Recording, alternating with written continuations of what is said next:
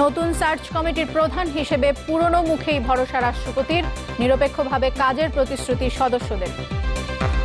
একটি নির্বাচিত সরকারের কর্মকাণ্ডের সঙ্গে সম্পৃক্ত হয়ে সারা দেশের জনগণের উপর তার প্রভাব পড়ে। সবার সঙ্গে সহযোগিতায় একটি নিরপেক্ষ সুন্দর একটি কাজ করতে, যাতে করে নির্বাচনটা সুন্দর মতো সম্পন্ন হতে পারে।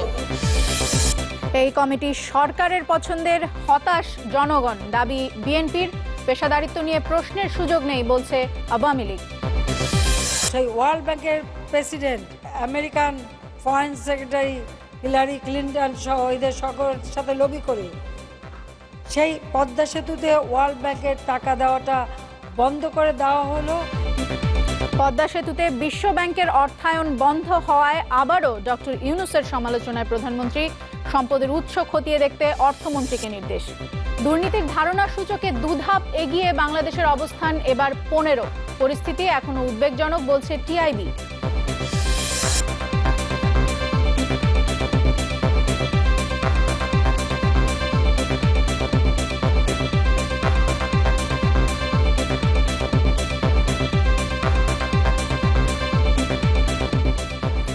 আমন্ত্রণ নিউজ 24-এ শুনছিলেন সিলন টি শিরোনাম। আপনাদের সাথে আছি আমি নাজনীন নাসির দোলা এবং আমি শুভ অঙ্কন।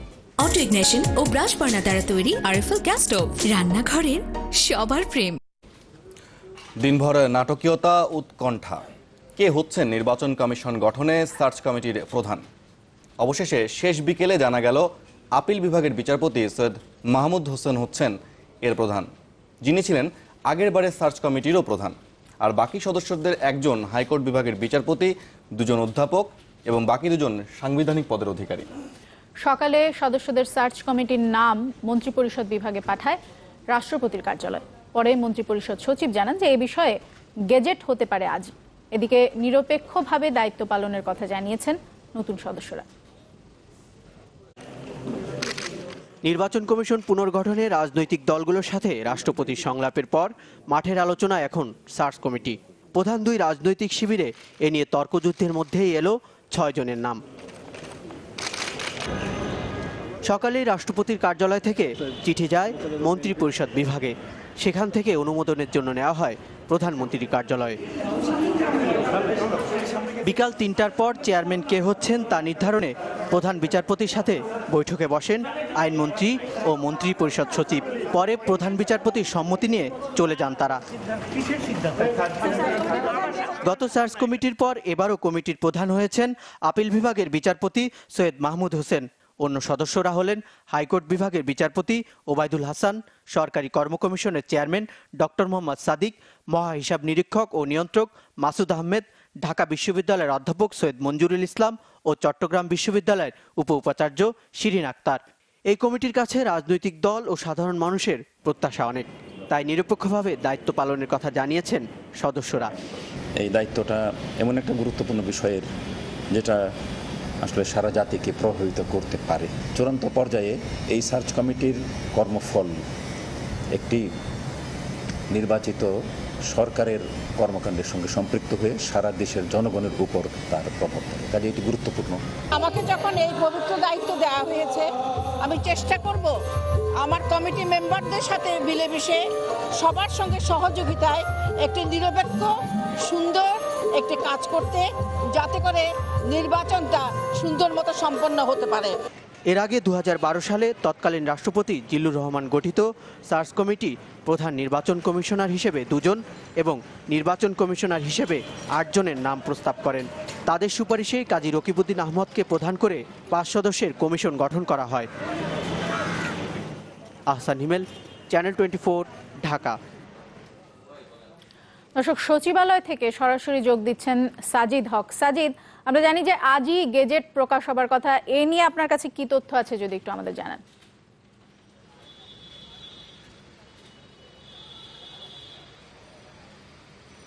দেখুন, এই গেজেট নিয়ে আসলে আজকে সারাদিন এই সচিবালয় এবং সচিবালয় মন্ত্রিপরিষদ বিভাগে যথেষ্ট যেটাকে বলা হয় আগ্রহের বিষয় পরিণত হয়েছে, কারণ এই মন্ত্রী পরিষদ বিভাগ থেকে আসলে গেজেটটা প্রকাশিত হবে। আমরা কিছুক্ষণ আগে আসলে কথা বলেছিলাম এখানকার যিনি অতিরিক্ত দায়িত্বে রয়েছেন অতিরিক্ত সচিব মোহাম্মদ আব্দুল ওয়াদুদের সাথে। তিনি আমাদেরকে নিশ্চিত করেছেন যে আসলে এটি আজকেই প্রকাশ হওয়ার সবচেয়ে বেশি সম্ভাবনা রয়েছে এবং তিনিও আসলে এখানে অবস্থান করছেন, কারণ তিনি বলেছেন যে একবারে গেজেটটা দেওয়া হবে। এবং আমরা বলেছিলাম যে গেজেটটা প্রকাশের পর আসলে মন্ত্রণালয়ের পক্ষ থেকে কোনো বক্তব্য দেওয়া হবে কিনা, তিনি আমাদেরকে আসলে এখানে অপেক্ষা করতে বলেছেন। তিনি বলেছেন যখনই আনুষ্ঠানিকভাবে সেই কাগজটি রাষ্ট্রপতি দপ্তর থেকে মন্ত্রণালয়ে আসবে তখনই তারা আমাদেরকে এই বিষয়ে সর্বোচ্চ যতটুকু জানানো সেটুকু জানাবেন। এবং প্রজ্ঞাপন সেটি কিন্তু আসলে মন্ত্রণালয়ের যে ওয়েবসাইট রয়েছে সেই ওয়েবসাইটেও দেওয়া হবে এবং এখানে অপেক্ষমান সাংবাদিক তারাও হয়তো এটি আমরা তাদের কাছে চেলে তিনি আমাদেরকে সরবরাহ করবেন। এটি হচ্ছে সবচেয়ে বড় বিষয়। আর আজকের যে সবচেয়ে আগ্রহের কেন্দ্রবিন্দু ছিল কারা কারা সেটি কিছুক্ষণ আগেই বলা হয়েছে।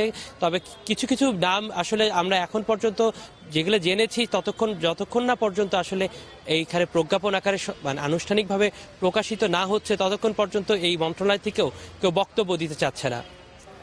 সাজিদ, আপনাকে ধন্যবাদ। শুভ, আপনি শুনছিলেন যে সাজিদ হক তিনি সচিবালয় থেকে কথা বলছিলেন এবং তিনি আসলে যেটি জানালেন যে প্রজ্ঞাপন প্রকাশ হওয়ার আগে আসলে আনুষ্ঠানিকভাবে মন্ত্রণালয়ের কেউ কথা বলবেন না এবং প্রজ্ঞাপন যখন পাওয়া যাবে সেটি মন্ত্রণালয়ের ওয়েবসাইটেই সেটি প্রকাশিত হবে। দর্শক, সার্চ কমিটি নিয়ে কথা বলতে আজ স্টুডিওতে আমাদের সাথে আছেন নির্বাচন বিশ্লেষক নর্থ সাউথ বিশ্ববিদ্যালয়ের অধ্যাপক ডক্টর তোফায়েল আহমেদ। ডক্টর তোফায়েল আহমেদ, আপনাকে স্বাগত জানাচ্ছি। স্বাগত আপনাকে। যে প্রশ্নটি আসলে খুবই গুরুত্বপূর্ণ এই মুহূর্তে আসলে যে আগের বারে যে সার্চ কমিটি ছিল এবং এবারে সার্চ কমিটি গঠন, এই বিষয়টিকে আপনি কিভাবে দেখছেন? না, আগের বারে সার্চ কমিটি নিয়ে পাবলিক ইন্টারেস্ট বা পাবলিক ডোমেইনে খুব বেশি আলাপ আলোচনা ছিল না, কারণ তখন ইলেকশন কমিশন কি ডেলিভার করবেন বা ইলেকশন কমিশন সম্পর্কে মানুষের পারসেপশনটা ডিফারেন্ট ছিল, কারণ হুদা কমিশনের কাজকর্ম দেখার পরেই তো এই নতুন কমিশন হচ্ছে। সুতরাং স্বাভাবিকভাবেই কমিশন সম্পর্কে মানুষের খুব একটা কৌতূহল ছিল না। কিন্তু এইবারে একটু ডিফারেন্ট এটা। এইবারে যেমন যে জন্য রাষ্ট্রপতিকে 31টা দলের সাথে আলোচনা করতে হয়েছে, আলোচনা করেছেন এবং আলোচনার মধ্যে আইন এবং সার্চ কমিটি দুইটা বিষয় ছিল মূল। আইন যেহেতু হয়নি, এখন রাষ্ট্রপতি তার নিজের বিবেচনায় সবিবেচনায় সার্চ কমিটির মাধ্যমে এখন নির্বাচন কমিশনটা পুনর্গঠন করতে যাচ্ছেন বা নতুন নিয়োগ দিতে যাচ্ছেন। সেই কারণে যেহেতু আলাপ আলোচনার সময় রাজনৈতিক দলের সাথে সার্চ কমিটি নিয়েও আলোচনাটা ছিল, সে কারণে সার্চ কমিটির উপরে অনেক বেশি সার্চ লাইট এখন পড়েছে আর কি। আমরা সবাই এটাকে দেখতে চাচ্ছি কারা গেছেন ওখানে। আমার মনে হয় কারা গেছেন সেটার চেয়েও আমার কাছে গুরুত্বপূর্ণ হচ্ছে তারা কি ডেলিভার করেন এবং কিভাবে এটা তারা ডেলিভার করবেন, এই বিষয়টা গুরুত্বপূর্ণ হয়ে দেখা দেবে আগামী 1 সপ্তাহ 2 সপ্তাহের মধ্যে। তোফায়েল আহমেদ, আপনাকে ধন্যবাদ। আপনি আমাদের সাথে থাকুন, আমরা আবারও হয়তো আপনার সাথে আলোচনায় আসব। আমরা এবার একটু পরের খবরে যাই। যদি আমরা জানি যে সার্চ কমিটি গঠন নিয়ে আওয়ামী লীগ এবং বিএনপি তাদের প্রতিক্রিয়া জানিয়েছে, সেই প্রতিক্রিয়াগুলো যদি একে একে আপনাদেরকে জানিয়ে দিই। এই পুরো সার্চ কমিটি হচ্ছে এই সরকারের, আওয়ামী লীগ সরকারের পছন্দের নিরপেক্ষতার চরম যে নিদর্শন মহামান্য রাষ্ট্রপতি আমাদেরকে সেটা দিয়েছেন। আমরা শুধু হতাশ হইনি, আমরা ক্ষুব্ধ হয়েছি। আমরা জানি না এই সার্চ কমিটি কি ধরনের নির্বাচন কমিশন গঠন করবেন তা আমরা এখনই বুঝতে পারছি। সুতরাং জাতিকে আবার আরেকটি অনিশ্চয়তা, অস্থিতিশীলতার দিকে ঠেলে দেওয়া হলো। বাংলাদেশ আওয়ামী লীগ এই সার্চ কমিটিকে স্বাগত জানায় কি সাধুবাদ জানায়, সে প্রশ্নটিতে আমি এখনই যাব না। তাদের বিচক্ষণতা দিয়ে, তাদের বুদ্ধি বিবেচনা দিয়ে নিশ্চয়ই আগামী দিনে একটি সুন্দর নির্বাচন কমিশন গঠনের ক্ষেত্রে তারা তাদের ভূমিকা রাখবে, এটা আমি বিশ্বাস করি। ডক্টর তোফায়েল আহমেদ, রাজনৈতিক দলগুলোর বক্তব্য শুনছিলেন এবং এটি আসলে অনেকটা প্রত্যাশিত ছিল যে এই ধরনের বক্তব্যই আসবে। এটি নিয়ে যদি আপনার কোনো মন্তব্য থাকে, এছাড়া আপনার মন্তব্য জানতে চাই যে শক্তিশালী নির্বাচন কমিশন গঠনে আসলে এই সার্চ কমিটি কতটা ভূমিকা রাখতে পারবে বলে আপনার? সেটা আমি আগেও একটু বলেছি, কারণ আমরা সার্চ কমিটির ফলাফল তারা কি রেকমেন্ড করেন সেটা দেখার আগে তো এটা বলা যাবে না। এখানে ধরেন প্রতিষ্ঠান থেকে আসছেন 4 জন, প্রতিষ্ঠান থেকে 5 জন, তো একজন যদি চট্টগ্রাম বিশ্ববিদ্যালয়ের উপাচার্যকে ধরে তাহলে 5 জন। জনাব মঞ্জুরুল ইসলাম সাহেব, সৈয়দ মঞ্জুরুল ইসলাম সাহেব নিশ্চয়ই অধ্যাপক একটা প্রতিষ্ঠানের থেকে আসেন, তবে তিনি প্রতিষ্ঠানের রিপ্রেজেন্টেটিভ হিসেবে হয়তো আসেননি। যেমন বলে জুডিশিয়ারি বা কমপ্ট্রোলার অ্যাকাউন্টেন্ট জেনারেল এসছেন বা পাবলিক সার্ভিস কমিশনের চেয়ারম্যান এসছেন। তো সেই হিসেবে আমি কোনো ব্যক্তি না দেখে সামষ্টিকভাবে যে কমিটিটা হয়েছে বিচারপতি সৈয়দ মাহমুদ হোসেনের নেতৃত্বে তারা নিশ্চয়ই একটা ভালো কাজ করার জন্য হয়েছেন, করবেন। কারণ এখানে এটা ভালো কমিশন না করে তো তাদের কোনো আগ্রহ থাকার কথা না। কিন্তু কথা হচ্ছে এটা কিভাবে করবেন। আমি জানি না যে গ্যাজেটের কথা বলা হচ্ছে, সেখানে কোনো টিওয়ার্ড দেওয়া হয়েছে কিনা তাদেরকে, যে তারা কোন কোন যোগ্যতা দেখে লোক সিলেক্ট করবেন এবং কিভাবে সেই লোকগুলোকে তারা বাছাই করবেন এবং এটা গ্রহণযোগ্যতা যাচাইয়ের জন্য তারা কি করবেন, এগুলো নিয়ে কোনো রকমের টিওয়ার আছে কিনা জানি না আমি। এটা থাকলে ভালো হতো। আর যদি নাও থাকে তাতেও অসুবিধা নেই। জনাব জাস্টিস সাহেবের নেতৃত্বে তারা বসে তারা নিজেরাও নিজেদের টিওয়ার রচনা করতে পারেন, রচনা করে জাতিকে বলতে পারেন যে আমরা এই প্রক্রিয়ায় এটা বাছাই করব। ইভেন তার একটা প্রক্রিয়ার অংশ হতে পারে, জনগণের কাছ থেকেও তারা নাম চাইতে পারেন। হ্যাঁ, তারপরে তারা সমস্ত নামগুলো নিয়ে তারাই বুঝবেন এবং আলটিমেটলি যখন তারা একটা রিকমেন্ড করবেন কিছু নাম, নিশ্চয়ই সেই নামগুলোর পিছনে তারা জাস্টিফিকেশন দিবেন কেন তাদেরকে সিলেক্ট করা হলো, তার একটা জাস্টিফিকেশন থাকা দরকার এবং সেটাও জাতি জানলে ভালো হবে। তাহলে ওই যে বিতর্ক কন্ট্রোভার্সি যেগুলো উঠে আসছে সেগুলো কিছুটা মিনিমাইজ হবে, নতুবা এগুলো থেকে যাবে। অনেক সময় ভালো লোক দিলেও, খুব ভালো নিরপেক্ষ দক্ষ লোক দিলেন, কিন্তু আপনি প্রক্রিয়াটা বললেন না কীভাবে নিলেন, তাহলে কিন্তু এটার ধোঁয়াশাটা কাটে না। এটাকে বিতর্ক মুক্ত করার জন্য প্রক্রিয়াটাকে স্বচ্ছ করা উচিত। অর্থাৎ আপনি বারবারই জোর দিচ্ছেন আসলে কর্মপদ্ধতি, প্রক্রিয়া এবং সেই বিষয়টিকে কতখানি স্বচ্ছ এবং নিরপেক্ষ করা যায় সেই বিষয়টি। তারপরে যারা কমিশনে আসবেন তাদের সৎ সাহস, যোগ্যতা, দক্ষতা, দেশপ্রেম এবং জাতিরূপ তাদের কাছে যে প্রত্যাশা করে সেই প্রত্যাশাকে ধারণ তারা করবেন, এটি আমরা আশা করব। জি, আপনাকে অসংখ্য ধন্যবাদ ডক্টর তোফায়েল আহমেদ আমাদেরকে সময় দেওয়ার জন্য। দর্শক, আমরা কথা বলছিলাম ডক্টর তোফায়েল আহমেদের সাথে। প্রধান নির্বাচন কমিশনার কাজী রকিবউদ্দিন আহমদ বলেছেন, কি পন্থায় নির্বাচন হবে সেটি রাজনৈতিক ব্যাপার, শুধু ভোট আয়োজনের দায়িত্ব কমিশনের। দুপুরে রংপুরে আঞ্চলিক সার্ভার স্টেশন ভবন উদ্বোধন শেষে সাংবাদিকদের এক প্রশ্নের জবাবে এ কথা বলেন তিনি। কার পন্থায় ইলেকশন করবেন সেটা ইলেকশন কমিশনের ব্যাপার না, সেটা রাজনৈতিক ব্যাপার, সবাইয়ের ব্যাপার, এই দেশের ব্যাপার। তো আমরা আশা করছি সেই জিনিসটা রিজলভ হয়ে যাবে এবং সবার অংশগ্রহণে আমরা ভবিষ্যতে ইলেকশন করতে পারবো। ইউরোপিয়ান প্রযুক্তিতে তৈরি আনোয়ারের A1 পাইপ মাটির 1200 ফুটের বেশি গভীর পর্যন্ত চাপ নিতে সক্ষম। বছরের পর বছর পার, নো টেনশন। আনোয়ারের A1 বোরিং পাইপ, চাপের বাপ। দর্শক, এবার অন্য প্রসঙ্গে যাব। গ্রামীণ ব্যাংকের সাবেক ব্যবস্থাপনা পরিচালক ডক্টর মোহাম্মদ ইউনূসের ব্যক্তিগত ফিক্সড ডিপোজিটের টাকা কোথা থেকে আসে, এই প্রশ্ন তুলে অর্থমন্ত্রীকে তা খতিয়ে দেখতে বললেন প্রধানমন্ত্রী শেখ হাসিনা। পদ্মা সেতুতে বিশ্বব্যাংকের বিনিয়োগ বন্ধের জন্য আবারও ডক্টর ইউনূসকে দায়ী করেন তিনি। সংসদ অধিবেশনে গ্রামীণ ব্যাংক নিয়ে সম্পূরক প্রশ্নের জবাবে এসব বলেন প্রধানমন্ত্রী। আসসালামু আলাইকুম। দশম সংসদের 14তম অধিবেশনে একটি বাড়ি ও একটি খামার নিয়ে প্রধানমন্ত্রীকে সম্পূরক প্রশ্ন করেন সংসদ সদস্য জাহাঙ্গীর কবির নানক। তিনি জানতে চান, দেশে গ্রামীণ ব্যাংক থাকার পরও কেন পল্লী সঞ্চয় ব্যাংকের দরকার পড়ল। এরপর গ্রামীণ ব্যাংকের প্রতিষ্ঠাতা ডক্টর মোহাম্মদ ইউনূসের নানা কার্যক্রম সম্পর্কে অভিযোগ তুলে তার বিরুদ্ধে কঠোর ব্যবস্থা নিতে প্রধানমন্ত্রীর প্রতি আহ্বান জানান কুড়িগ্রাম 3 আসনের সংসদ সদস্য AK মাইদুল ইসলাম। আমি আশা করব যে আপনি এটা ইনকোয়ারি করবেন এবং আমাদেরকে সংসদে জানাবেন। জবাবে 20 মিনিটেরও বেশি ডক্টর মোহাম্মদ ইউনূসের কড়া সমালোচনা করেন প্রধানমন্ত্রী শেখ হাসিনা। বলেন, গ্রামীণ ব্যাংকের মাধ্যমে দরিদ্র নারীরা স্বাবলম্বিত হয়নি, বরং সুদের চাপে অনেকেই হয়েছেন গ্রাম ছাড়া। তার অভিযোগ, ডক্টর মোহাম্মদ ইউনূস গ্রামীণ ব্যাংকের সদস্যদের উন্নয়নের কথা বলে গ্রামীণ ফোনের লাইসেন্স নিয়ে ধোঁকা দিয়েছেন। গ্রামীণ ব্যাংকে গ্রামীণ ফোনের কোনো লভ্যাংশ কখনো আর যায়নি। এটা আমি বলবো একটা চিটিং করা ছাড়া আর কিছুই না। এটা রীতিমতো একটা ধোঁকা দেওয়া হয়েছে। এখন ওটা ওনার নিজস্ব সম্পত্তি, এর প্রায় 30 ভাগ মালিকানা তার হাতে আছে, বাকিটা উনি বেচে টেচে দিয়ে দিয়েছেন। শুনেছি কাকে কাকে কোন ফাউন্ডেশন কোথায় কোথায় অনেক টাকা পয়সাও দিয়েছি। ডক্টর মোহাম্মদ ইউনূস ও একটি পত্রিকার সম্পাদক ষড়যন্ত্র করে পদ্মা সেতুতে বিশ্বব্যাংকের অর্থায়ন বন্ধ করেছেন বলে অভিযোগ প্রধানমন্ত্রীর। দেশের কোনো এক স্বনামধন্য পত্রিকার সম্পাদক আর উনি মিলে সেই ওয়ার্ল্ড ব্যাংকের president, American foreign secretary Hillary Clinton সহ এদের সকলের সাথে লবি করে সেই পদ্মা সেতুতে ওয়ার্ল্ড ব্যাংকের টাকা দেওয়াটা বন্ধ করে দেওয়া হলো এবং উল্টা দুর্নীতির অভিযোগ আনা হলো। প্রধানমন্ত্রী বলেন, সুদখোরকে জনগণ প্রত্যাখ্যান করেছে। ডক্টর ইউনূসের ব্যক্তিগত সম্পদের উৎস নিয়েও প্রশ্ন তোলেন তিনি।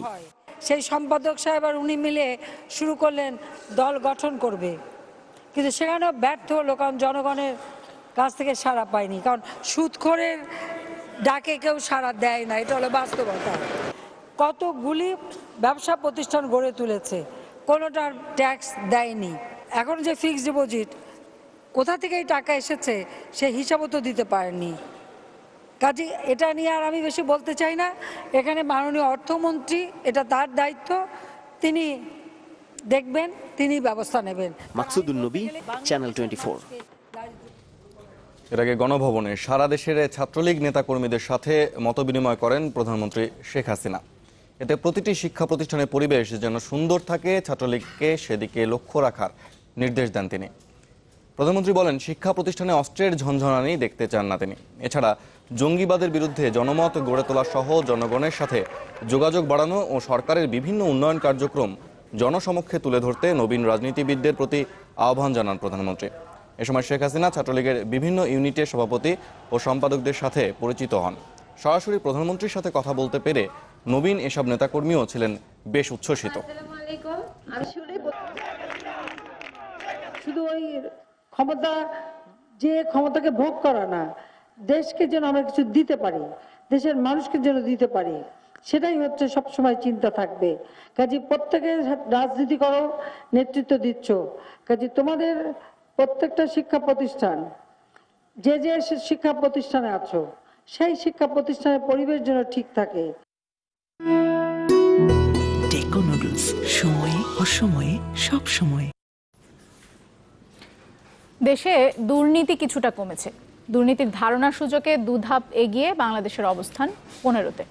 রাজধানীর মাইডাস সেন্টারে সংবাদ সম্মেলনে ট্রান্সপারেন্সি ইন্টারন্যাশনালের তথ্য জানায় টিআইবি। তারা জানায় যে 176টি দেশের মধ্যে বাংলাদেশ 26 পয়েন্ট পেয়ে 145তম হয়েছে এই মুহূর্তে। আর তবে এই অবস্থানকে উদ্বেগজনক বলছে সংস্থাটি। আর তারা জানিয়েছে যে বিশ্বের সবচেয়ে দুর্নীতিগ্রস্ত দেশ সোমালিয়া, সবচেয়ে কম দুর্নীতি হয় নিউজিল্যান্ড ও ডেনমার্কে। This is corruption. বর্তমান বিশ্বে রাষ্ট্র, সমাজ কিংবা ব্যক্তি কেউই যেন নিরাপদ নয় দুর্নীতির ভয়ঙ্কর গ্রাস থেকে। তাই তো কখনো স্লোগানে, কখনো ব্যঙ্গচিত্রে, আর কখনো বা জনগণের স্বতঃস্ফূর্ত অংশগ্রহণে রুখে দাঁড়াবার প্রত্যয় আসে এই দানবের হাত থেকে। কিন্তু বাস্তবতা হলো, বাংলাদেশে দুর্নীতি প্রতিরোধে যতখানি সোচ্চার থাকে মানুষ, মাঠ পর্যায়ে চিত্র বদলায় না সে তুলনায়। সরকারি ও রাজনৈতিক ক্ষমতা অপব্যবহার করে ব্যক্তিগত সম্পদ বানানো, ঘুষ বা অনৈতিক লেনদেন কিংবা সম্পদের আত্মসাৎ এদেশে নিত্য ঘটনা, যার প্রতিফলনও দেখা যায় প্রতি বছর প্রকাশিত দুর্নীতির বৈশ্বিক সূচকে, যা এবারও খুব বেশি স্বস্তির নয় 16 কোটি মানুষের জন্য। সন্তুষ্টি এটুকুই, 1 বছরের ব্যবধানে নিচের দিক থেকে মাত্র 2 ধাপ এগিয়েছে বাংলাদেশ। 176 দেশের মধ্যে অবস্থান 145, আর নম্বর পাওয়া গেছে 100-তে 26, যা আগের বছরের চেয়ে বেড়েছে মাত্র 1। তবে আশ্চর্যের বিষয় হলো 2012 সালেও একই নম্বর পেয়েছিল বাংলাদেশ। সেই হিসেবে 4-5 বছরে উন্নতি 0। দুর্নীতির কারণে সবচেয়ে কম ক্ষতিগ্রস্ত দেশগুলো থেকে যদি শুরু করা হয়, তাহলে আমাদের অবস্থান 145তম, যেটি গতবারের তুলনায় 6 স্টেপ কম। এর পিছনে বিভিন্ন কারণ থাকতে পারে। একটা পরিষ্কার কারণ হচ্ছে, গতবার কিন্তু এই তালিকায় 6টি দেশ কম ছিল, 169টি দেশ অংশগ্রহণ করা হয়। টিআইবি মনে করে, দুর্নীতির ক্ষেত্রে বাংলাদেশের উন্নতি না করার পেছনে বড় অভাব রাজনৈতিক সদিচ্ছা। এছাড়া অপরাধ করে পার পেয়ে যাওয়ার ঘটনাও দুর্নীতি উস্কে দেয় বলে মনে করে সংস্থাটি। তারা মনে করে, এই অবস্থার উন্নতি না হলে সম্ভব হবে না কাঙ্ক্ষিত লক্ষ্যমাত্রা অর্জন। আমাদের অর্জন আরো ভালো হতে পারতো এবং আরো ভালো করতে পারি, এবং সেই সামর্থ্য আছে। কিন্তু সেটিকে কাজে লাগানোর জন্য যে জিনিসগুলো প্রয়োজন, সেটা হচ্ছে যে আমরা যে পলিটিক্যাল কমিটমেন্টের কথা বলি, সেগুলো ডেলিভার করার জন্য আবার পলিটিক্যাল কমিটমেন্টেরই ঘাটতি, সেটা কাটিয়ে উঠতে হবে। যে আমরা মোটামুটি ভাবে কিন্তু একই জায়গায় আটকে আছি, যে আমাদের এই স্কোরিং থেকে এই চিন্তাটা অবশ্যই নিজেদের মধ্যে নিতে হবে, এই ভাবনাটা নিজেদের মধ্যে এনে সেটার জন্য কার্যকর ভূমিকা পালন করতে হবে, যে আমরা দুর্নীতি দমনে আসলে খুবই কঠিন একটা সংগ্রামের মধ্যে আছি। সর্বোচ্চ 90 নম্বর পেয়ে এবার সবচেয়ে কম দুর্নীতির দেশ হয়েছে যৌথভাবে নিউজিল্যান্ড ও ডেনমার্ক। একটা হলো যে রাজনৈতিক। বাবু কামরুজ্জামান, চ্যানেল 24, ঢাকা। দর্শক, একটা বিরতি নিচ্ছি এবার, আর ফিরে এসে দেখবেন, পাঠ্য বইয়ে পরিবর্তনে ব্যাখ্যা দিতে সাংস্কৃতিক ব্যক্তিত্বদের 72 ঘন্টার আলটিমেটাম, কঠোর আন্দোলনের হুঁশিয়ারি।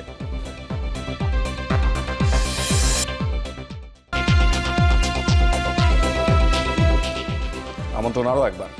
আপনারা দেখছেন নিউজ 24।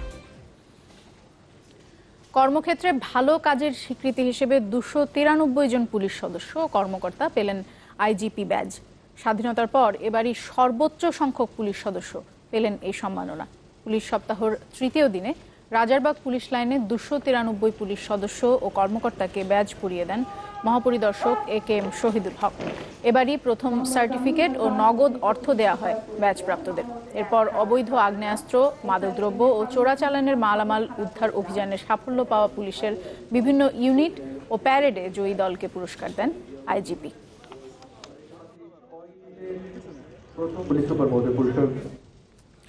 পাঠ্যবইয়ে ভুল ও পরিবর্তনে ব্যাখ্যা দিতে 72 ঘন্টার আলটিমেটাম দিলেন সাংস্কৃতিক ব্যক্তিত্বরা। হুঁশিয়ারি দিলেন কঠোর আন্দোলনের। সকালে মুক্তিযুদ্ধ জাদুঘরে সম্মিলিত সাংস্কৃতিক জোটের গোল টেবিল বৈঠকে এসব কথা বলেন তারা। অভিযোগ করেন রাজনৈতিক ফায়দা নিতেই বদলানো হয়েছে পাঠ্যপুস্তক। পাঠ্যবইয়ের ভুল আর পরিবর্তন এখন দেশের সীমা ছাড়িয়ে আলোচিত হচ্ছে আন্তর্জাতিক মহলেও। গত 22 জানুয়ারি এ নিয়ে প্রতিবেদন করেছে নিউ ইয়র্ক টাইমস। প্রতিবেদনে বলা হয়েছে, ক্রমেই সাম্প্রদায়িকতার দিকে ঝুঁকছে বাংলাদেশের শিক্ষা। বুধবার মুক্তিযুদ্ধ জাদুঘরে গোলটেবিল বৈঠকে উঠে আসে বিষয়টি। পাঠ্যবইয়ের এমন পরিবর্তনে তীব্র সমালোচনা করেন বক্তারা। শতভাগ চেষ্টা 5 দফা দাবি জানায় সম্মিলিত সাংস্কৃতিক জোট। অভিযোগ করেন রাজনৈতিক সুবিধা নিতেই বদলানো হয়েছে পাঠ্য বই। কি পড়াবো আমরা, এটা তো পলিটিক্যাল ডিসিশন, এটা তো এক্সপার্ট ডিসিশন হতে পারে না।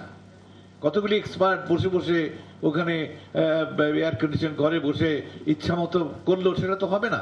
এমন কোনো ব্যক্তির কি সাহস নেই এটা বলার জন্য? কেবল বিবৃতি দিলেই হবে? আমরা যে কত বড় ক্ষতি করছি এটা আমরা বুঝতে পারছি না। পাঠ্যবইয়ের এই ভুল ও পরিবর্তনের সঠিক ব্যাখ্যা আগামী 72 ঘন্টার মধ্যে দেওয়ার দাবি জানান তারা। দাবি সম্পর্কে 72 ঘন্টার ভিতরে, 3 দিনের ভিতরে সরকারের উচ্চ পর্যায়ের একটা বক্তব্য থাকা দরকার। বলে আমাদের নেতৃত্ব নিতে হবে। আমরা ছাত্র সংগঠনগুলির সঙ্গে বসি, তাদের আগে আসা উচিত ছিল। আমাদের ছাত্র সংগঠনগুলির সঙ্গে বসতে হবে। শিক্ষায় অসাম্প্রদায়িক চেতনা বজায় রাখতে সর্বস্তরের নাগরিক নিয়ে কঠোর আন্দোলনের হুমকিও দেন বিশিষ্টজনেরা। সেই শিক্ষা আন্দোলনের দিকে আমরা যদি যাই। হাসনাত রাব্বি, চ্যানেল 24, ঢাকা। দোলা, আপনি জানেন যে আসলে উচ্চ আদালত এরই মধ্যে কিন্তু নির্দেশ দিয়েছে শিশুদের স্কুল ব্যাগের ওজন কমানোর বিষয়ে, কিন্তু এই নির্দেশটা আসলে কেউই মানছে না। বেশিরভাগ স্কুলেই পড়ানো হচ্ছে বাড়তি বই। বেশিরভাগ বেসরকারি স্কুলের কথা বলা হচ্ছে এবং সরকার নির্ধারিত পাঠ্য বইয়ের বাইরে এসব বেসরকারি স্কুলে 22টি পর্যন্ত বেশি বই দেওয়ার রেকর্ড রয়েছে এবং শিক্ষাবিদরা অভিযোগ করছেন এসব বইয়ের সংখ্যা বাড়ানো যতটা না জ্ঞান বাড়ানোর জন্য, তার চেয়ে অনেক বেশি বাণিজ্যিক ফায়দা লোটার জন্য। এ বিষয় নিয়ে একটি রিপোর্ট করেছেন হাসনাত রাব্বি। যে লেখাপড়া শুরু হওয়ার কথা খেলার ছলে তা যেন এখন শাস্তি। বিদ্যার বোঝা কত ভারী তা হাড়ে হাড়ে টের পায় এই শিশুরা। প্রশ্ন ছিল স্কুলে কি পড়ানো হয়। রাজধানীর উদয়ন স্কুলের শিশু শ্রেণীর সাদের সহজ উত্তর, পড়া খুব কঠিন। তোমাকে কি কি পড়ানো হয়? কঠিন কঠিন, স্কুলে খেলা যায় না, ওই স্কুলে মাঠও নাই। বইয়ের চাপে শৈশব এখনো ব্যাগবন্দি। ভারী সে বোঝা বইতে হচ্ছে অভিভাবকদেরকেও। বাচ্চা যত উপরের লেভেলে যাচ্ছে ততই চাপটা বেশি। কতগুলা বই দেয়, কাগজ দেয়, আপনার খাতা, অনেক বাচ্চাদের ব্যাগ অনেক ওজন, বাচ্চারা নিতে অনেক কষ্ট হয়। শিক্ষাক্রম ও পাঠ্যপুস্তক বোর্ড প্রথম শ্রেণীতে 3টি বই ঠিক করে দিলেও উদয়ন স্কুলে পড়ানো হয় 11টি। সব মিলিয়ে 23টি বাড়তি বই পড়ানো হয় এই স্কুলের প্রাথমিকে। ভিকারুন্নেসা নুনান স্কুলে 17টি, ব্যায়াম স্কুলে 20টি আর উইলস লিটল ফ্লাওয়ারে 22টি অতিরিক্ত বই পড়ানো হচ্ছে।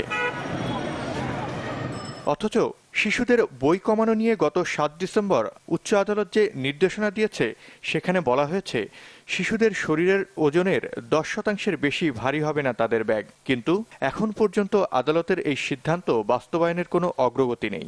বিশেষজ্ঞদের অভিমত, বাড়তি বইয়ের চাপে নষ্ট হতে পারে শিশুদের ভবিষ্যৎ। অভিযোগ, বাণিজ্যিক ফায়দা নিতেই বাড়তি বই পড়াচ্ছে স্কুলগুলো। এত বই দিয়ে ভারাক্রান্ত করার তো কথা না, এর মধ্যে একটা বাণিজ্য আছে আমার ধারণা। এই বাণিজ্যটাই খুব বিপজ্জনক, যে যারা এই বইগুলো চাপিয়ে দিচ্ছে তারা ওই বই বিক্রির জন্য, এবং তারা ওই শিক্ষকদের সাথে হয়তো প্রভাব বিস্তার করে বা যোগসাজশ করে, যাই বলি না কেন। বাড়তি বই পড়ালে শিক্ষা প্রতিষ্ঠানের কি এমন লাভ? রাজধানীর নীলক্ষেতে বইয়ের দোকানে দোকানে খোঁজ নিয়ে জানা গেল তার জবাব। রীতিমতো তালিকা করে দেদারসে বিক্রি হচ্ছে নামি দামি স্কুলের বই, আর এই বাড়তি বই বিক্রির লাভ চলে যায় সংশ্লিষ্ট শিক্ষা প্রতিষ্ঠানগুলোই। স্কুল থেকে কি আপনাদের লিস্ট পাঠায় দেয় বইয়ের? হ্যাঁ, বিনামূল্যে যে বই দেয় ওগুলোর বাইরে আরো কিছু বই দেয়? বাইরে 3টা বই আছে, আপনার সংস্কৃত, আরবি, তারপরে এসব লেখা শিখি। তবে এ নিয়ে ক্যামেরার সামনে কথা বলতে নারাজ স্কুল কর্তৃপক্ষ। তাদের দাবি, গভর্নিং বডি আর অভিভাবকদের পরামর্শেই পাঠ্য বইয়ের সংখ্যা বাড়ানো হয়। হাসনাত রাব্বি, চ্যানেল 24, ঢাকা। পরে সময় হলো আরও একটি বিরতির পর দেখবেন। গুলিবিদ্ধ হয়ে এমপি লিটন ঘণ্টাখানেক বেঁচে থাকলেও হত্যাকারীদের সম্পর্কে কেন জানতে চাওয়া হয়নি, সংবাদ সম্মেলনে প্রশ্ন বড় বোনের।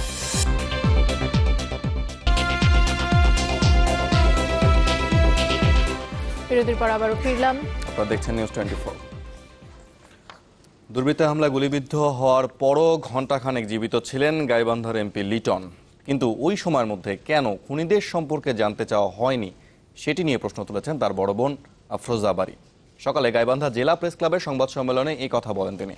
হত্যার 25 দিন পরও মূল অপরাধীরা শনাক্ত না হওয়ায় উদ্বেগ প্রকাশ করেন। সংবাদ সম্মেলনে আরও উপস্থিত ছিলেন এমপি লিটনের ছোট বোন ফাহমিদা, ভাগ্নে বাপ্পি, চাচাতো ভাই শাহরিয়ার কবির সহ পরিবারের বেশ কয়েকজন সদস্য। তবে ছিলেন না লিটনের স্ত্রী খুরশিদা জাহান স্মৃতি। গত 31 ডিসেম্বর দুর্বৃত্তের গুলিতে নিজ বাসায় খুন হন গাইবান্ধা 1 আসনের সংসদ সদস্য মঞ্জুরুল ইসলাম লিটন। অবৈধভাবে বিদেশি পে চ্যানেল দেখানোর অভিযোগে রাজশাহীর নিউ উত্তরা কমিউনিকেশন বন্ধ করে দিয়েছে র্যাবের ভ্রাম্যমাণ আদালত। একই সাথে প্রতিষ্ঠানটির 7 কর্মীকে 1 বছর করে বিনাশ্রম জেল দেওয়া হয়েছে। সন্ধ্যায় নগরীর হোসেনীগঞ্জে এই অভিযান চালানো হয়। নির্বাহী ম্যাজিস্ট্রেট সারওয়ার আলম জানান যে দীর্ঘদিন ধরে সরকারি শুল্ক ফাঁকি দিয়ে বিদেশি চ্যানেল দেখিয়ে আসছিল প্রতিষ্ঠানটি। এতে কেবল টেলিভিশন আইন ধারা 4 ভঙ্গ হয়েছে।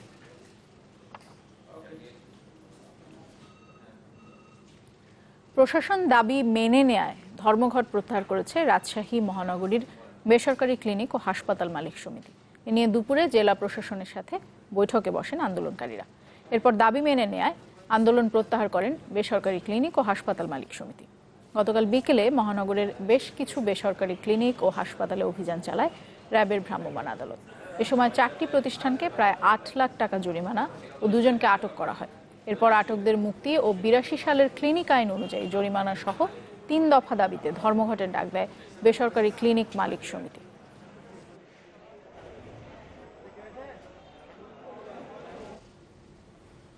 দর্শক, নিউজ 24-এর সময় হলো আর একটা বিরতির, আর ফিরে এসে থাকছে। ভারতের বেসামরিক সম্মাননা পেলেন 89 জন। পদ্মশ্রীর তালিকায় বিরাট কোহলি ও কৈলাস খের।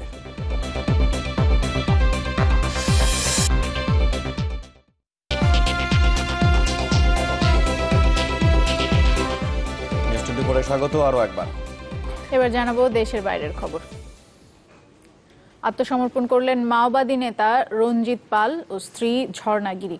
বুধবার পশ্চিমবঙ্গের রাজ্য পুলিশের সদর দপ্তর ভবানী ভবনে আত্মসমর্পণ করেন তারা। পুলিশের মহাপরিচালক সংবাদ বিজ্ঞপ্তিতে জানান যে সমাজের মূল স্রোতে ফিরতে এমন সিদ্ধান্ত নিয়েছেন রঞ্জিত পাল ও তার স্ত্রী। তবে তার ধারণা হচ্ছে মাওবাদী দলের রাজ্য সম্পাদক বিক্রমের সাথে সম্পর্কের অবনতি ও দল থেকে বহিষ্কারের জেরে আত্মসমর্পণের পথ বেছে নেন রঞ্জিত।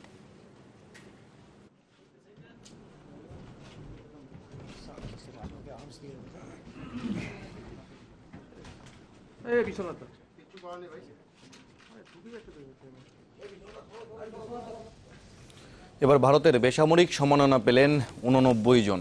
তবে সর্বোচ্চ সম্মাননা ভারত রত্নের জন্য কাউকে বিবেচনা করা হয়নি। দ্বিতীয় সর্বোচ্চ বেসামরিক সম্মাননা পদ্ম বিভূষণ পেয়েছেন 7 জন, যার মধ্যে রয়েছেন রাজনীতিবিদ শরদ পাওয়ার, মুরলী মনোহর যোশী ও মুফতি মোহাম্মদ সাইদ। তৃতীয় সর্বোচ্চ সম্মাননা পদ্মভূষণেও বিবেচিত হন 7 জন, যেখানে থাইল্যান্ডের রাজকুমারী মহাচকরী শ্রীবর্ধন রয়েছেন। চতুর্থ সর্বোচ্চ বেসামরিক সম্মাননা পদ্মশ্রীর তালিকায় রয়েছে 75 জনের নাম, যার মধ্যে আছেন ভারতীয় ক্রিকেট দলের অধিনায়ক বিরাট কোহলি, গায়ক কৈলাস খের ও শেফ সঞ্জীব কাপুর। আগামী 26 জানুয়ারি প্রজাতন্ত্র দিবসে বিজয়ীদের হাতে তুলে দেওয়া হবে এই পুরস্কার।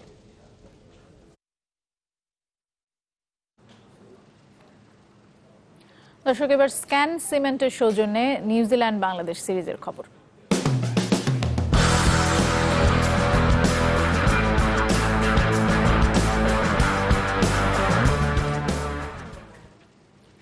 সিরিজে একটি ম্যাচেও জয় নেই, তারপরও বাংলাদেশের ক্রিকেটারদের লড়াকু মানসিকতার প্রশংসা করেছেন নিউজিল্যান্ড কোচ মাইক হেসন।